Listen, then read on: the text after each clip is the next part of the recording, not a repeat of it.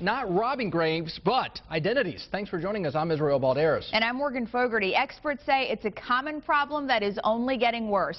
As if grieving isn't tough enough, now there are new steps you need to take to protect your deceased loved one's identity. To you, a cemetery may represent loved ones and memories.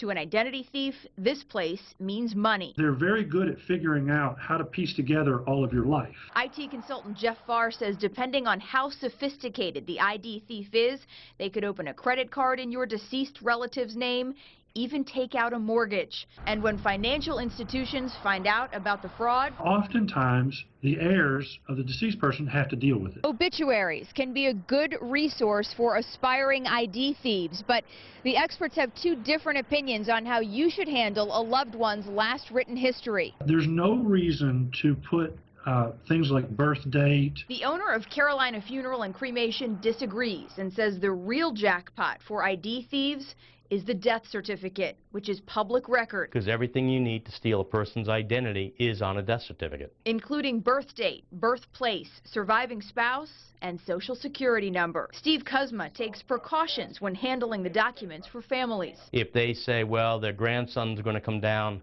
I want his name, and when he arrives here, he has to have a photo ID for me to release these documents to him. Experts also recommend monitoring a loved one's credit score for at least 1 year after their death, but ideally 2 or 3 years. People are still very trusting, and unfortunately society is getting more and more sleazy.